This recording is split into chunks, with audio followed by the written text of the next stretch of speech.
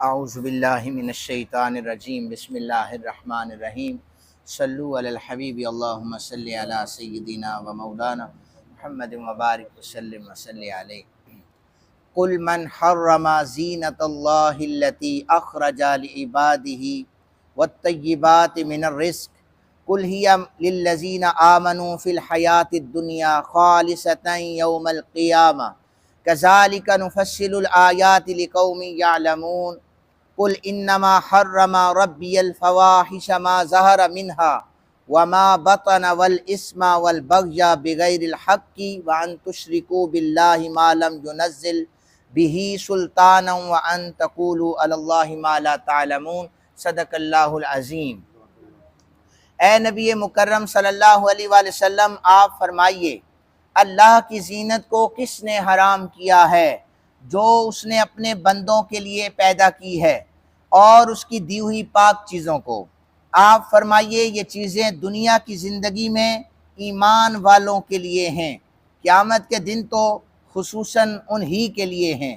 ہم جاننے والے لوگوں کے لیے اس طرح تفصیل سے آیتوں کو بیان کرتے ہیں۔ آپ فرمائیے کہ میرے رب نے تو صرف بے حیائی کے کاموں کو حرام کیا ہے، خواہ وہ ظاہر ہوں خواہ پوشیدہ، اور گناہ کو اور ناحق زیادتی کو، یہ کہ تم اللہ کے ساتھ شریک نہ بناؤ جس کی اللہ نے کوئی دلیل نازل نہیں کی، اور یہ کہ تم اللہ کے متعلق ایسی بات کہو جو تم نہیں جانتے۔ ہماری جو گفتگو کا عنوان کعبۃ اللہ کا ننگے ہو کر طواف کرنے کے حوالے سے پہلے جو آیات گزری ہیں اس حوالے سے تھا، آج بھی دوبارہ اللہ عز و جل نے قرآن حکیم میں یہ جو پہلی آیت مبارکہ کذالک نفصل الآیات لقوم یعلمون، کہ ہم جاننے والوں کے لوگوں کے لیے تفصیل سے بیان کرتے ہیں، بار بار ان چیزوں کو دہراتے ہیں تاکہ ہو سکتا ہے کہ ہماری بات پر کوئی عمل پیرا ہو کر اپنی آخرت کو سنوار لے۔ امام بخاری علیہ الرحمہ فرماتے ہیں نبی علیہ السلام نے فرمایا، اس آیت کی تفسیر ہے، کھاؤ پیو لباس پہنو صدقہ کرو لیکن فضول خرچی بھی نہیں کرنی، تکبر بھی نہیں کرنا۔ زمانہ جاہلیت میں لوگ چونکہ برہنہ ہو کر طواف کعبہ کرتے، پھر ان کپڑوں کو اتار کر کہتے کہ یہ ہمارے لیے اب حرام ہو گئے۔ اس کی کوئی دلیل قرآن حکیم میں اللہ تعالیٰ نے نہیں دی، اللہ تعالیٰ نے حرام نہیں کیا، وہ خود سے اللہ کی حلال کی ہوئی چیزوں کو حرام کر رہے تھے۔ تو اس وقت اللہ تعالیٰ نے اس آیت مبارکہ کو نازل فرمایا کہ اللہ نے لباس کو لوگوں کے لیے زینت بنا کر بھیجا ہے۔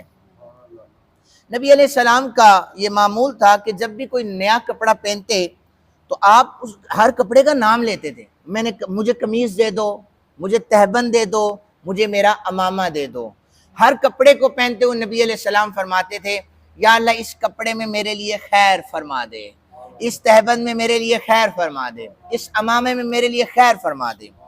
اور پھر اسی طرح ام خالد رضی اللہ تعالیٰ عنہ کہتی ہیں کہ نبی علیہ السلام کے پاس کچھ کپڑے آئے، چھوٹی یہ اونی چادر آئی، تو آپ صلی اللہ علیہ وآلہ وسلم نے پوچھا صحابہ تمہاری رائے میں سب سے زیادہ کون مستحق ہے؟ لوگ خاموش رہے۔ آپ نے فرمایا میرے پاس ام خالد کو لاؤ۔ انہیں لایا گیا، حضرت خالد کی اماں کو انہیں بلایا گیا، وہ چادر انہیں پہنا دی گئی اور فرمایا اس کو پرانا کرو اور پھر دوسروں کے لیے چھوڑ دو۔ یہ کالے رنگ کا کپڑا تھا۔ کون سی چادر تھی؟ کالی چادر تھی۔ نص کدی سے کسی بھی کپڑے کے بارے میں کوئی نص نہیں ہے کہ فلاں کپڑا حرام ہے، یہ ہم لوگوں نے بنایا ہوا ہے۔ تعصب کی آڑ میں ہم نے کہا کہ وہ کالا کپڑا پہنے تو وہ سفید پہنے تو ایسا ہو جاتا ہے۔ نص کتی سے کوئی چیز اس پہ حرام کی دلیل ہمارے پاس نہیں ہے، اور یہ یہود ایسا کر رہے ہیں، عرب کے لوگ ایسا کر رہے ہیں کہ اپنے اوپر اللہ کی حلال کردہ چیزوں کو حرام کر رہے ہیں، ہم بھی ایسا کریں گے؟ اس کا مطلب ہے ہم قرآن پاک کو صحیح طریقے سے سمجھ نہیں رہے۔ نبی علیہ السلام نے حضرت ام خالد رضی اللہ تعالیٰ عنہ سے فرمایا یہ کالا کپڑا لے لو، اسے پرانا کرو، یعنی اس کا مطلب ہے بار بار پہنو اس کو، اسے پرانا کرو۔ پھر اس کے بعد لباس کے رنگوں کے بارے میں نبی علیہ السلام نے کون کون سے رنگ پہنے جو امام بخاری نے ان آیات کے ضمن میں بیان فرمایا ہے وہ ذرا سن لیجئے۔ نبی رحمت صلی اللہ علیہ وسلم نے فرمایا سفید لباس پہنو، وہ تمہارا بہترین لباس ہے۔ اسی میں اپنے مردوں کو کفن دو، اور بہترین سرما جو ہے وہ اسمد ہے، یہ نظر بھی تیز کرتا ہے اور ان بالوں کو بھی اگاتا ہے۔ پھر نبی علیہ السلام کے بارے میں حضرت برا کہتے ہیں آپ اتنے لمبے بھی نہیں تھے اور اتنا بھی پس قد بھی نہیں تھا، نبی علیہ السلام متوسط قامت رکھتے تھے۔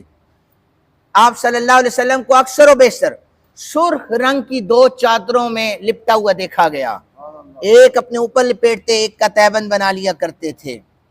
حضرت برا کہتے ہیں کہ جب نبی علیہ السلام سرخ رنگ کا حلہ پہنا کرتے، میں نے حضور سے زیادہ حسین دیکھا ہی کوئی نہیں۔ ویسے تو حضور حسین تھے، لیکن جب سرخ رنگ پہن لیتے تو پھر کوئی حسین دیکھا ہی نہیں ہے۔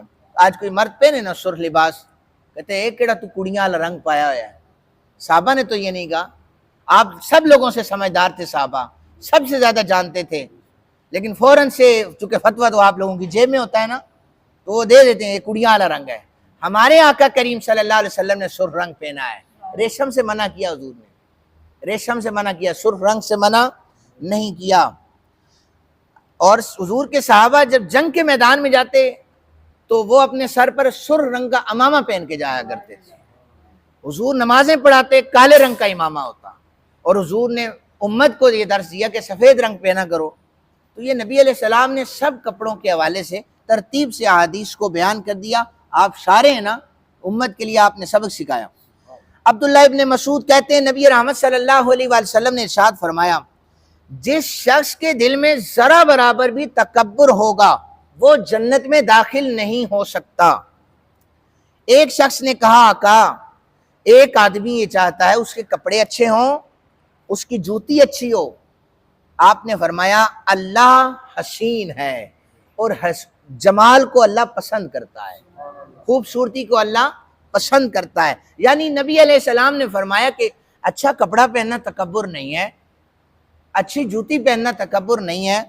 اور پھر جو آگے روایت ہے مسند احمد کی، اس میں فرمایا کہ ایک شخص نے کہا نبی علیہ السلام سے، مجھے یہ اچھا لگتا ہے کہ میرے کپڑے نئے ہوں، میرے سر میں تیل لگا ہوا ہو، میری جوتی بھی نہیں ہو۔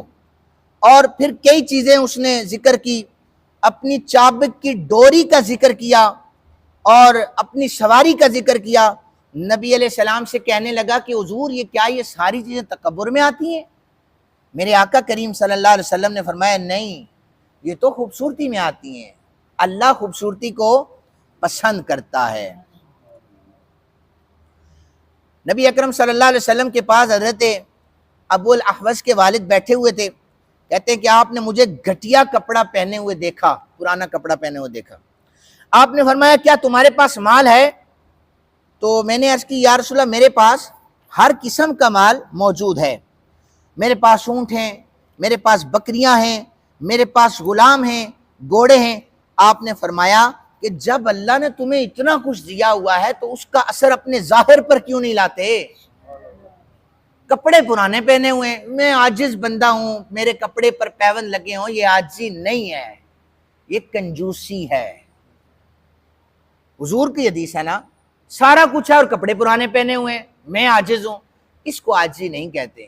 عاجزی اسے کہتے ہیں 22 لاکھ مربع میل پر حضرت سیدنا فاروق اعظم کی حکمرانی ہو، کچھ بھی پاس نہیں ہے، پہننے کے لیے کچھ نہیں ہے، پھر 17 پیوند لگے ہوں تو پتہ چلتا ہے یہ عاجز بندہ ہے۔ ٹھیک ہے، تو اس لیے اللہ کے گھر میں آئیں یا آپ باہر آپ کہیں پہ جاتے ہیں، اچھا لباس پہنے، نظر آئے کہ اس شخص کو اللہ نے جو دیا ہوا ہے یہ اللہ کی نعمتوں کا چرچا کر رہا ہے۔ اللہ تعالیٰ سے دعا ہے ہم سب کو عمل کی توفیق عطا فرمائے، وما علینا الا البلاغ۔